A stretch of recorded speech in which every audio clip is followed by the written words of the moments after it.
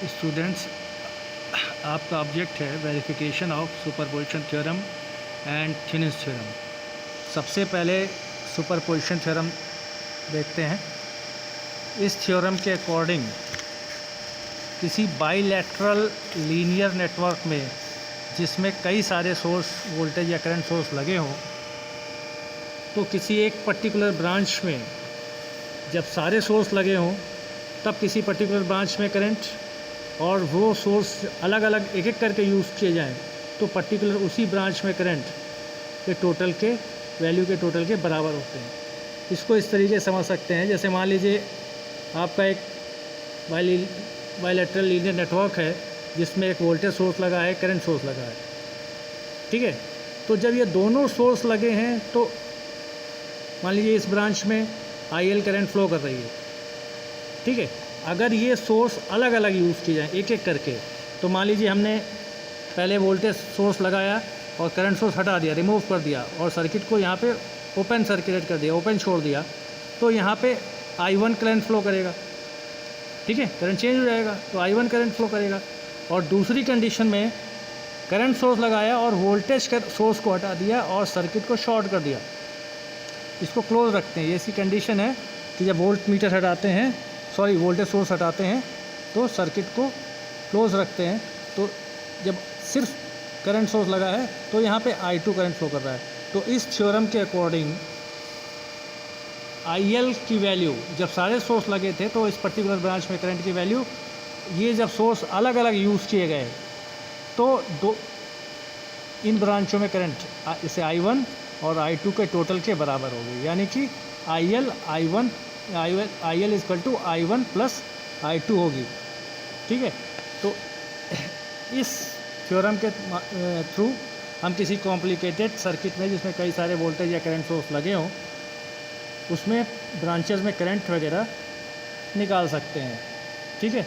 तो इसका प्रोसीजर बस यही है कि किट में आपको एक वोल्टेज सोर्स लेना है, करंट सोर्स लेना है और एक किसी ब्रांच में करंट की वैल्यू एम्पियर मीटर से निकाल लेंगे। जैसे ये एम्पियर मीटर लगा है तो इससे करंट निकाल लेंगे इसकी, और फिर एक बार करंट सोर्स रिमूव कर देना है तो यहाँ पे एम्पियर मीटर से वैल्यू निकाल लेंगे I1 की, और एक बार वोल्टेज सोर्स रिमूव कर देना है, सर्किट को क्लोज कर देना है और उसी एम्पियर मीटर से I2 की वैल्यू निकाल लेंगे। तो I1 प्लस I2 IL के बराबर होगा, यानी कि ये सर्किट इसके ऊपर इम्पोज कर दिया है तो ये सर्किट बन जाएगा। तो इस तरीके से इस कॉम्प्लिकेटेड सर्किट को सॉल्व करने के लिए ये थ्योरम यूज़ की जाती है। यहाँ पे हमने ब्रेड बोर्ड में, इस बोर्ड में बनाया है ये, इसमें एक ये रेजिस्टेंस लगा हुआ है R1 R2, ये रेजिस्टेंस लगा है RL, ठीक है। ये वोल्टेज सोर्स है, ये करंट सोर्स है, DC करंट सोर्स है, ये वोल्टेज सोर्स है। यहाँ से वोल्टेज सोर्स को वैरी कर सकते हैं, यहाँ से करंट सोर्स को वैरी कर सकते हैं, ठीक है। और वोल्टेज सोर्स के पैरेलल में एक वोल्ट मीटर लगा लेंगे, तभी तो वोल्टेज मीटर होगी सोर्स की। तो ये वोल्टेज सोर्स के पैरेलल में एक ये मल्टीमीटर से वोल्ट मीटर बनाया है, इसमें हमने वोल्टेज यहाँ से सेट की गई है, अप्रॉक्सीमेटली 10 सेट करना है हमें। जो सप्लाई वोल्टेज है अप्रॉक्सीमेटली 10 रहनी चाहिए, ठीक है। अप्रॉक्सीमेटली 10 है ये,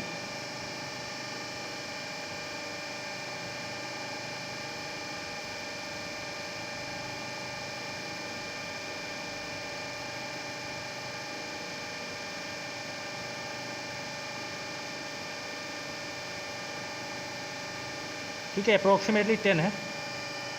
और इस सर्किट में ये करंट सोर्स है, करंट सोर्स से R1 कनेक्ट है, R1 से R2 कनेक्ट है, R2 से एक एम्पियर मीटर लगा हुआ है। तो यहाँ पे देखिए R2 ये है, R2 से ये वायर, ये वाला वायर जा रहा है एम्पियर मीटर में, एम्पियर मीटर से दूसरा वायर आ करके ये RL में जुड़ रहा है, ये RL है, RL में जुड़ रहा है, और RL से ये वापस सोर्स के नेगेटिव में जा रहा है, RL से ये वापस सोर्स के नेगेटिव में जा रहा है, ठीक है। और ये R1 R2 के बीच से एक करंट सोर्स है, फिर एक एम्पीमीटर सीरीज़ में है और ये उसी माइनस से कनेक्ट हो जाएगा। तो R1 R2 के बीच में से एक ये वायर आया, ये करंट सोर्स में गया, करंट सोर्स से निकल के एम्पीमीटर में गया, एम्पीमीटर से वापस आके ये भाई कॉमन वाले माइनस में चला गया। जैसे ये बना हुआ है, यहाँ पे बना हुआ है यहाँ से वायर आया, सोर्स में गया, सोर्स से निकल के एम्पीमीटर में गया, एम्पीमीटर से निकल के ये माइनस वाले में चला गया। तो इस तरीके से ये सर्किट आपका बना हुआ है। आपने वोल्ट मीटर को सेट करना है 10 पे अप्रॉक्सीमेटली।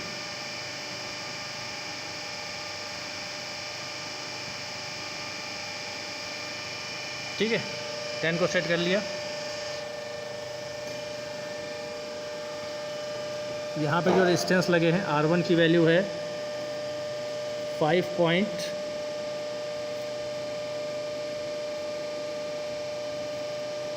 R1 की वैल्यू हमने ली है 5.46, R2 की 2.16 किलो ओम, RL हमारा 9.87 किलो ओम है और सोर्स करंट की वैल्यू ली है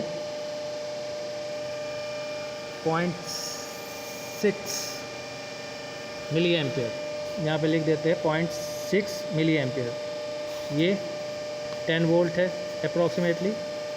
ठीक है, तो अभी हमारा दोनों सोर्स लगे हुए हैं, वोल्टेज सोर्स भी लगा है 10 वोल्ट दे रहा है और करंट सोर्स भी 0.6 दे रहा है। तो हमारा इस ब्रांच में कितना करंट आ रहा है ये देखते हैं। जो हमारा एम्पीमीटर इस ब्रांच के साथ लगा हुआ है 0.76 मिली एम्पियर। ठीक है, तो हमारा प्रैक्टिकली I1 की वैल्यू आ रही है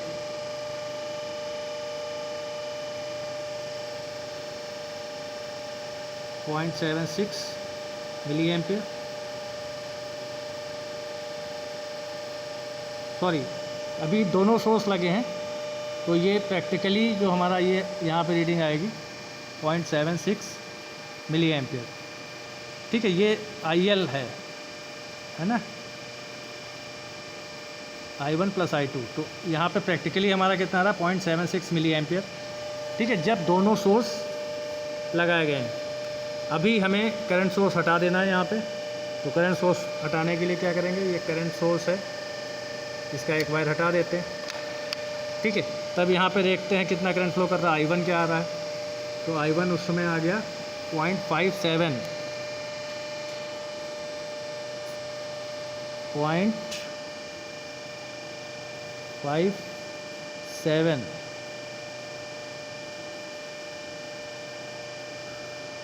मिली एम्पियर।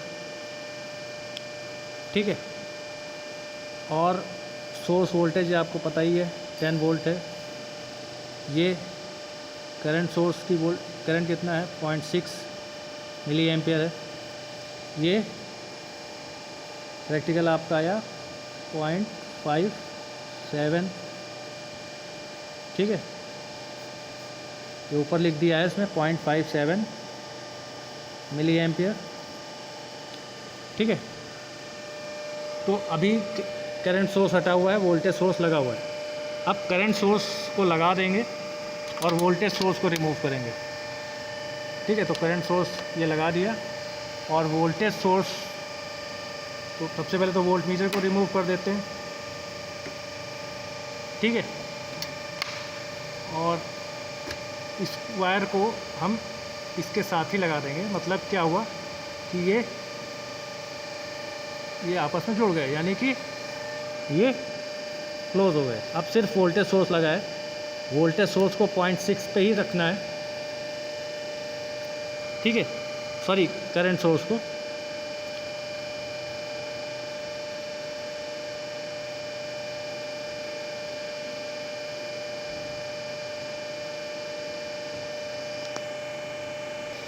करंट सोर्स को 0.6 पे सेट किया है, वोल्टेज सोर्स रिमूव करके सर्किट को क्लोज कर दिया है। तो ये आ रहा है I2 की वैल्यू 0.18।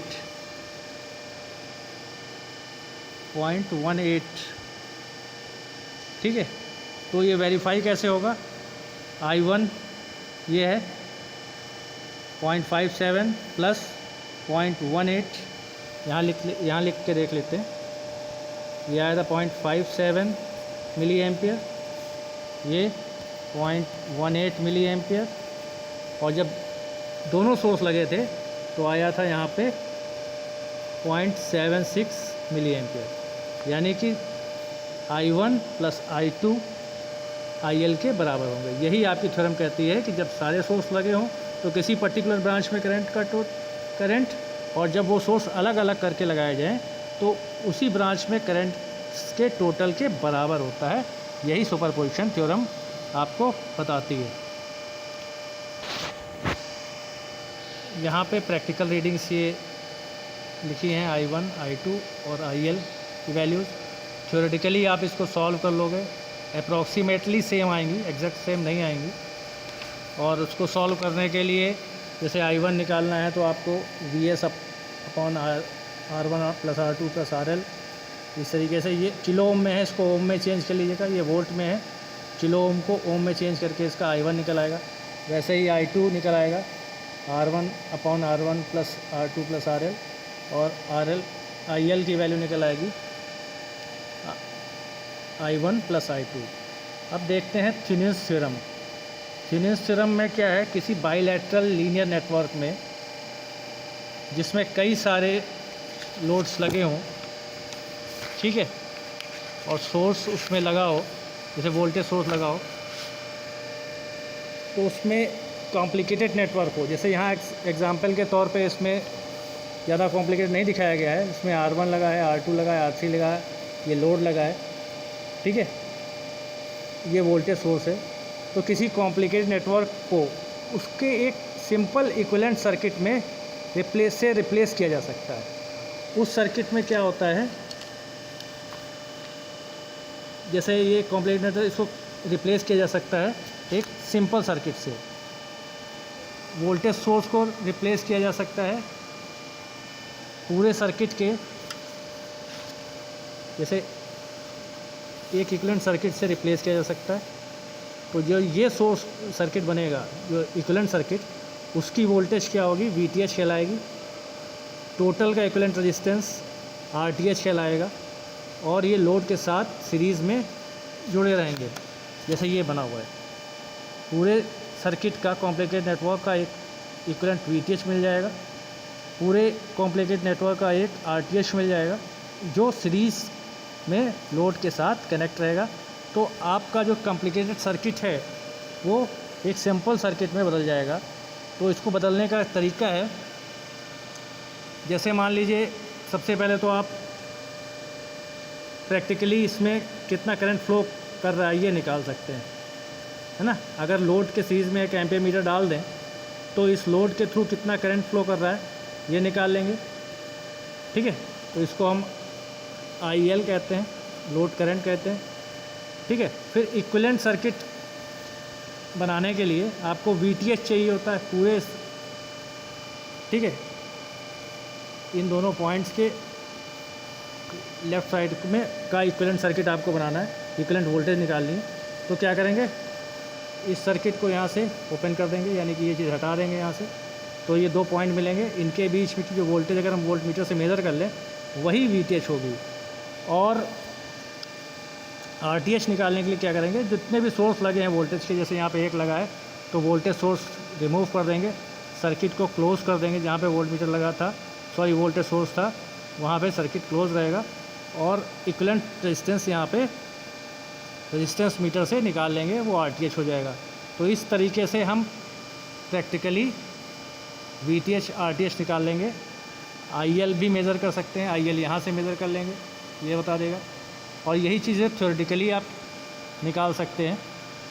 तो आपको प्रैक्टिकली करके यहाँ पे देखना है सबसे पहले,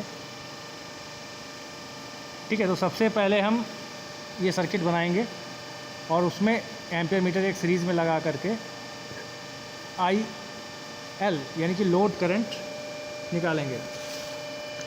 यहाँ पे R1 की वैल्यू 220 ओम है, R2 की वैल्यू 220 ओम है, R3 की वैल्यू 330 ओम का लगा हुआ है, और लोड आपका 470 ओम का लगा हुआ है। ठीक है, इन वैल्यूज़ के यहाँ पे यूज़ किए गए हैं। सोर्स को मान लीजिए हम 10 वोल्ट रख लें या कुछ भी रख लें, यहाँ पे 10 मान ले रख लेंगे, तो कितनी करंट फ्लो करेगी वही IL होगी। ठीक है, फिर इस सर्किट को हम यहाँ से अलग कर लेंगे, तो यहाँ पे 2 पॉइंट मिलेंगे ए बी पॉइंट ओपन रहेगा और इसके अक्रॉस वोल्टेज मेज़र कर लेंगे तो वही VTH होगा, इसके अक्रॉस रेजिस्टेंस मेज़र कर लेंगे तो वही RTH होगा। कंडीशन ये है कि वोल्टेज सोर्स नहीं रहेगा, उसको जगह पे शॉर्ट कर देंगे। तो इस तरीके से VTH, RTH और IL का एक सीरीज सर्किट बन जाएगा और पूरे कॉम्प्लीमेंटेड नेटवर्क की जगह पे ये इक्विवेलेंट सर्किट आ जाएगा। तो प्रैक्टिकली यहाँ पे इस तरीके ब्रेडबोर्ड पे ये कनेक्शन लगे हैं, ये R1 है, R2 है, R3 है, RL है। ठीक है, इसको अभी हम कनेक्ट करते हैं। अब इस सर्किट के अकॉर्डिंग हम लोगों ने यहाँ पे कनेक्शन बनाए हुए हैं। ठीक है, यहाँ पे ये सोर्स है हमारा, ये 10 वोल्ट पे अप्रॉक्सीमेटली सेट है। ठीक है, 10.0 समथिंग दिखा रहा है। ठीक है, इसमें R1 लगा हुआ है, R2 लगा है, R3 लगा है और RL लगा है, और RL और R2 के बीच में ये एम्पियर मीटर सीरीज़ में लगा है और ये 7.13 मिली एम्पियर करंट को बता रहा है। तो अभी अगर ये सर्किट देखा जाए तो यहाँ पे एम्पियर मीटर आपका 7.13 मिली एम्पियर बता रहा है। ठीक है, 7.13 मिली एम्पियर। ठीक है, सोर्स वोल्टेज स्टेबल में 10 वोल्ट कर लीजिए और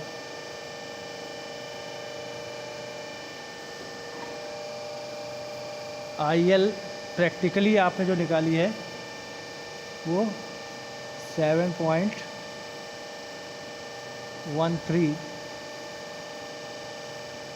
निकाली है। ठीक है, IL प्रैक्टिकली आपने इस डायग्राम में जो स्किट के थ्रू निकाली है वो 7.13 आ गई। ठीक है, अब प्रैक्टिकली RTH निकालेंगे, RTH और VTH निकालेंगे। तो VTH निकालने के लिए क्या करते हैं, ये लोड लगा है इसको हटा देंगे तो 2 पॉइंट मिल जाएंगे AB। यहाँ पे ये लोड लगा हुआ है। ठीक है, ये एम्पियर मीटर के वायर थे, ये निकाल दिया और ये लोड भी रिमूव कर दिया। ठीक है, अब ये 2 पॉइंट मिल गए। इसके अक्रॉस वोल्टेज अगर हम मेज़र कर लें तो वही VTH होगी। ठीक है, तो वोल्ट मीटर के वायर हम यहाँ पे लगा लेंगे। वोल्ट मीटर के वायर ये लग गए। ठीक है, और यहाँ पे ये वोल्ट मीटर वोल्टेज बता रहा है आपका 6.07 वोल्ट। ये VTH की वैल्यू हो गई, यानी कि VTH प्रैक्टिकल 6.07 आ गई। अब RTH निकालनी है प्रैक्टिकल वैल्यू RTH की। तो RTH की वैल्यू निकालने के लिए क्या करते हैं,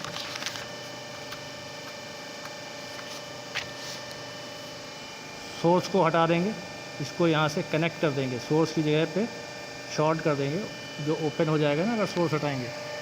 तो इसको हमने सोर्स के वायर हटा दिए, ये सोर्स का वायर आया था और एक दोनों वायर हटा दिए। अब इसमें सोर्स कनेक्ट नहीं है तो उसकी जगह पे यहाँ पे एक शॉर्ट कर देंगे।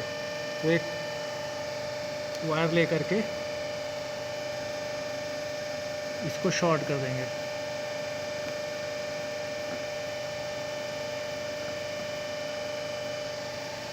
ठीक है, और अपने मीटर को रेजिस्टेंस मीटर बना लेंगे।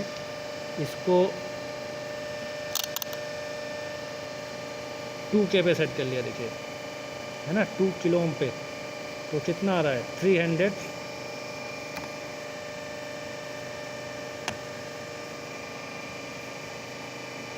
360 ओम आ रहा है लगभग, ठीक है। ये क्योंकि किलो पे है इसलिए पॉइंट बता रहा है, ठीक है। 360 ओम, तो यहाँ पे कितना आ रहा है, 360 ओम आ रहा है,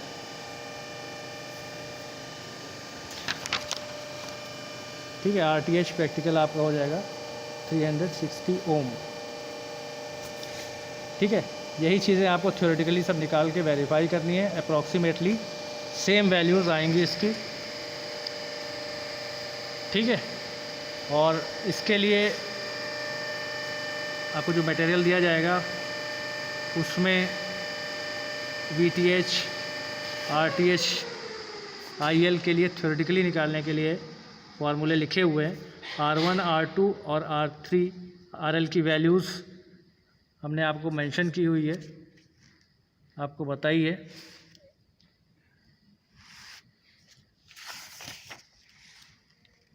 ये वैल्यूज़ हैं, R1 की 220 है, R2 220 है, R3 330 है और RL 470 ओम है, ठीक है। और प्रैक्टिकल वैल्यूज़ ये आ गई हैं, IL 7 पॉइंट समथिंग, VTH 6.07 और RTH। तो इससे ये सर्किट आप कॉम्प्लिकेटेड नेटवर्क को रिमूव करके उसके जगह पे एक इक्विवेलेंट सर्किट बना सकते हैं। यहाँ पे आपको प्रैक्टिकल रीडिंग्स मिल गई हैं, थ्योरेटिकल रीडिंग्स आप निकाल लीजिएगा।